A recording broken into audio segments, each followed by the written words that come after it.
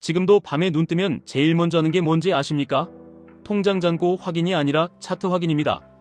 열심히 일했는데도 이상하게 마음이 더 불안해지는 이유가 있습니다. 돈이 모이면 편해져야 하는데 돈이 모일수록 더 조급해지고 더 겁이 나고 더 초조해집니다. 왜냐하면 여러분이 두려워하는 건 시장이 아니라 돈 그 자체가 흔들리는 감각이기 때문입니다. 월급은 그대로인데 생활비는 조용히 올라갑니다. 아이 학원비, 장보기, 외식 한번, 병원 한번, 보험료, 대출 이자 똑같이 사는 것 같은데 결제 금액만 달라집니다. 이때 사람들은 말합니다. 내가 소비를 줄여야지, 내가 더 아껴야지. 그런데 진짜 무서운 건 아끼는 속도보다 돈의 가치가 무너지는 속도가 더 빠를 수 있다는 겁니다. 여기서부터 머리가 맑아져야 합니다. 여러분이 지금까지 배웠던 상식은 대체로 이랬습니다. 경제가 성장하면 주가가 오르고, 소득이 늘면 집값이 오르고, 경기가 나쁘면 주가가 떨어지고, 금리가 오르면 자산 가격이 내려간다. 그런데 요즘은 반대로 움직이는 장면을 너무 자주 봅니다. 경기가 나빠서 불안하다. 그래서 돈을 더 푼다. 그래서 자산 가격이 다시 뜬다. 서민은 숨이 막히고 자산을 가진 사람은 더 편해집니다. 이 흐름을 단순히 한두 해의 현상으로 보면 계속 엇박자를 내게 됩니다. 요즘 시장을 움직이는 건 성장률 하나가 아닙니다. 돈이 어디로 흐르느냐, 중앙은행이 어떻게 움직이느냐, 정부가 빚을 어떤 속도로 늘리느냐, 이게 훨씬 더 크게 작동합니다. 돈이 많아지면 어디로 갑니까? 현금으로만 남아있지 않습니다. 결국은 어떤 형태로든 자산 가격으로 번역됩니다. 그래서 사람들이 요즘 부동산이든 주식이든 코인이든 결국 한 문장으로 묶어서 말합니다. 현금을 들고 있으면 지는 게임이다. 이 말이 틀렸다고 단정하기 어렵게 만들어버린 환경이었습니다. 여기서 오늘 이야기가 시작됩니다. 돈이 흔들리는 시대에 사람들은 두 가지로 갈립니다. 하나는 더 안전해 보이는 곳으로 숨습니다. 다른 하나는 돈의 홍수 위에 올라탈 배를 찾습니다. 그 배가 전통적으로는 우량주, 부동산, 금, 달러, 자산 같은 것들이었죠. 그런데 최근 10여 년 특히 기술 중심으로 부가 재편되는 과정에서 사람들의 시선은 점점 더 뚜렷한 한 방향으로 쏠렸습니다. 바로 미국 기술주, 그리고 나스닥입니다. 여기서 여러분이 이미 알고 계실 이름이 등장합니다. QLD, TQQQ. 이 두 개는 단순히 수익률을 뻥튀기 한 상품이 아니라 지금 이 시대의 돈의 흐름이 어디로 쏠리는지를 아주 노골적으로 보여주는 거울입니다. 돈이 풀릴 때 가장 먼저 불이 붙는 곳이 어디인지, 시장이 어떻게 움직이는지 그 한복판에 서 있는 상품입니다. 그런데 저는 오늘 달콤한 이야기만 하지 않겠습니다. QLD와 TQQQ는 여러분을 빨리 데려다 줄 수도 있지만 동시에 여러분을 제일 빨리 지치게 만드는 것도 QLD와 TQQQ입니다. 왜냐하면 이건 속도가 빠른 만큼 흔들림도 빠르기 때문입니다. 좋을 때는 너무 좋아서 중독처럼 느껴지고 나쁠 때는 너무 나빠서 자존심이 부서집니다. 그럼에도 불구하고 사람들이 계속 이쪽을 쳐다보는 이유가 있습니다. 지금은 그냥 열심히만 살아서는 자산의 격차를 따라잡기 어려운 시대가 되어가고 있기 때문입니다. 소득으로만 버티는 구조가 점점 얇아지고 자산 가격으로 계급이 갈리는 느낌이 강해집니다. 그러니까 사람들은 선택지가 줄어듭니다. 가만히 있으면 뒤로 밀린다. 그래서 무엇이든 잡고 올라타야 한다. 이 압박이 사람을 QLD와 TQQQ 앞에 세웁니다. 하지만 여기서 아주 중요한 전제가 있습니다. QLD와 TQQQ는 배가 아니라 엔진입니다. 엔진은 방향을 잡아주지 않습니다. 운전자가 필요합니다. 그리고 운전 규칙이 없으면 엔진이 강할수록 사고도 큽니다. 그래서 오늘은 거시 흐름을 한번 정리하고 그 위에서 QLD와 TQQQ를 어떻게 연결해 사고해야 하는지, 그리고 초보가 제일 많이 무너지는 지점을 어떻게 막아야 하는지 아주 구체적으로 말씀드리겠습니다. 첫째, 왜 돈이 흔들릴수록 자산 가격이 오르는가? 성장이 뜨거우면 돈을 함부로 풀기 어렵습니다. 물가가 바로 튀기 때문입니다. 그런데 성장이 식으면 물가 압력이 상대적으로 약해지고 경기 부양이라는 명분이 커집니다. 이때 돈이 풀립니다. 돈이 풀리면 실물로 바로 다 내려오지 못하고 금융자산으로 먼저 이동합니다. 사람들은 안전하다고 믿는 것부터 삽니다. 그리고 조금 더 욕심을 내면 성장의 기대가 가장 큰 곳으로 이동합니다. 그게 기술주로 집중되는 이유입니다. 둘째, 왜 하필 나스닥인가? 나스닥은 기술, 플랫폼, 반도체, 소프트웨어, 데이터, 인공지능 이런 흐름의 집합입니다.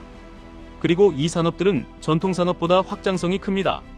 돈이 들어오면 성장 기대가 빠르게 붙습니다. 그러니 유동성이 늘어나는 구간에서 시장의 관심과 자금이 먼저 몰리기 쉽습니다. 이게 지난 시기에 나스닥이 강했던 큰 구조입니다. 셋째, QLD와 TQQQ의 본질. QLD는 나스닥 100 지수의 일간 움직임을 2배로 추종하려고 설계된 상품입니다. TQQQ는 3배로 추종하려고 설계된 상품입니다. 여기서 핵심 단어는 일간입니다. 하루 단위로 목표를 맞추는 구조이기 때문에 오르내림이 반복될수록 장기 누적 성과는 경로에 영향을 받습니다. 이 말은 무슨 뜻이냐면 같은 자리로 돌아왔는데도 내 수익률이 생각보다 덜할 수 있다는 겁니다. 그래서 레버리지는 그냥 오래 들고 있으면 무조건 대박, 이런 단순한 그림이 아닙니다.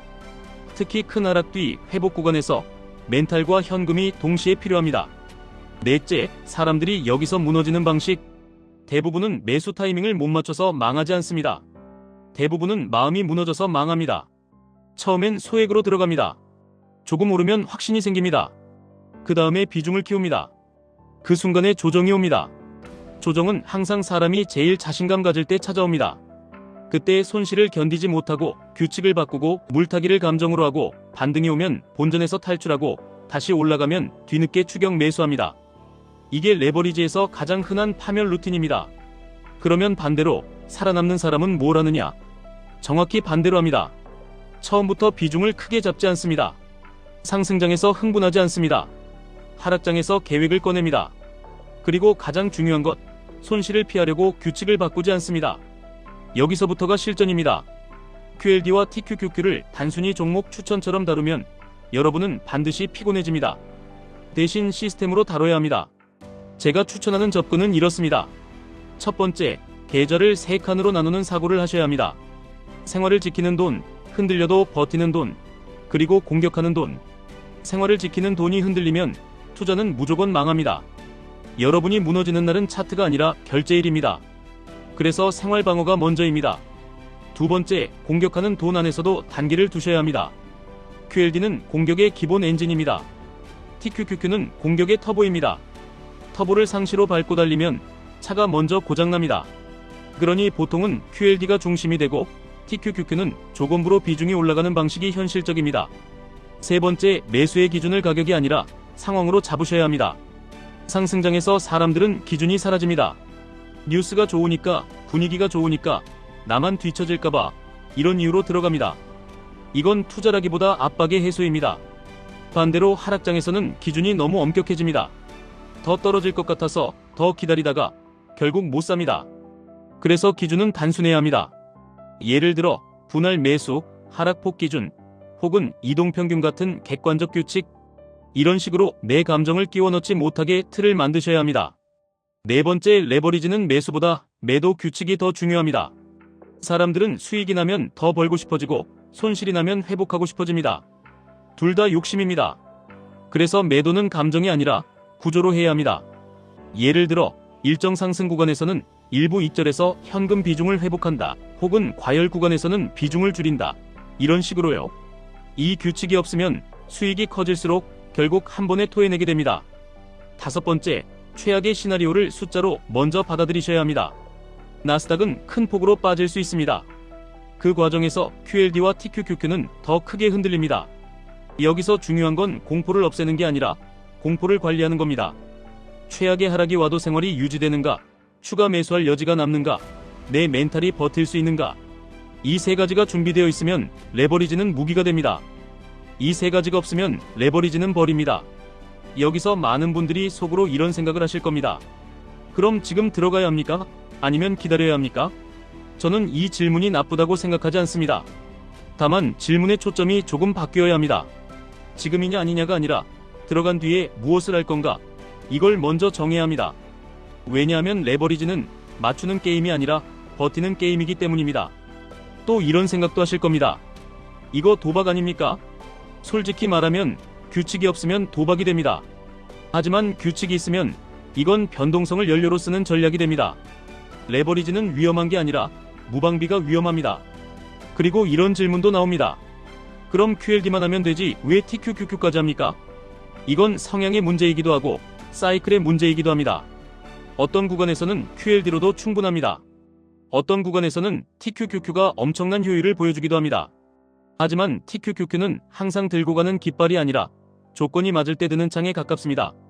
그래서 저는 TQQQ를 다루는 방식이 사람의 수준을 가른다고 봅니다. 잘하는 사람은 TQQQ로 더 빨리 가고 못하는 사람은 TQQQ로 더 빨리 무너집니다. 여기까지 들으셨다면 이제 연결이 됩니다. 돈이 흔들리는 시대, 성장률이 낮아지는 시대, 그런데도 자산 가격은 오르는 시대. 이 구조에서 나스닥은 자금의 집중을 받기 쉬웠고 QLD와 TQQQ는 그 집중을 증폭시키는 도구였습니다. 하지만 도구는 도구일 뿐입니다. 도구를 쥔 사람이 어떤 규칙을 갖고 있느냐가 전부입니다. 그래서 마지막으로 오늘 영상에서 여러분이 가져가셔야 할 아주 현실적인 실행 루틴을 정리해 드리겠습니다. 하나, 돈이 흔들리는 시대에는 정보를 소비하는 방식부터 바꾸셔야 합니다. 뉴스를 보면 감정이 흔들립니다. 감정이 흔들리면 매매가 흔들립니다. 그래서 뉴스는 방향만 보시고 실행은 규칙으로 하셔야 합니다. 둘, QLD는 기본 엔진으로, TQQQ는 조건부 터보로 역할을 분리해서 보셔야 합니다. 둘을 같은 방식으로 들고 가면 둘 다 망칩니다. 셋, 분할 매수 규칙을 글로 써두셔야 합니다. 머릿속 규칙은 시장 앞에서 3초 만에 녹습니다. 글로 써진 규칙만이 여러분을 살립니다. 넷, 익절과 현금 회복 규칙을 반드시 넣으셔야 합니다. 레버리지에서 현금은 겁쟁이의 상징이 아니라 다음 기회의 탄약입니다. 다섯, 본인의 삶과 투자 계절을 분리하셔야 합니다. 투자 성적이 자존감이 되면 여러분은 시장의 노예가 됩니다. 시장은 여러분의 성격을 바꿔주지 않습니다. 여러분의 약점을 확대해서 보여줄 뿐입니다. 지금까지의 시대가 그랬고 앞으로의 시대는 더 그럴 가능성이 큽니다. 돈의 흐름이 바뀔 때 기회는 커집니다. 동시에 추락도 빨라집니다. 그래서 QLD와 TQQQ는 남들보다 빨리 가기 위한 이름이 아니라 남들보다 먼저 준비한 사람만 탈 수 있는 이름입니다. 오늘 영상의 목표는 하나입니다. 여러분이 누군가의 말에 휘둘려서 급하게 버튼을 누르는 사람이 아니라 내 규칙으로 조용히 돈의 흐름 위에 올라타는 사람이 되는 것. 그게 되면 2026년이 두려움의 해가 아니라 판이 바뀌는 순간을 내 편으로 만드는 해가 될 수 있습니다. 다음 영상에서는 실제로 많은 분들이 가장 많이 실수하는 장면, 상승장에서 비중 키우는 순간, 하락장에서 물타기 감정이 올라오는 순간, 반등에서 본전 심리가 튀어나오는 순간, 이 세 장면을 어떻게 미리 막는지 더 구체적으로 파고들겠습니다. 그리고 제가 드리는 말씀은 어디까지나 일반적인 정보와 관점이며 투자 판단과 책임은 여러분께 있습니다. 그런데 한 가지는 확실합니다. 돈이 흔들릴수록 준비된 사람의 속도는 더 빨라집니다.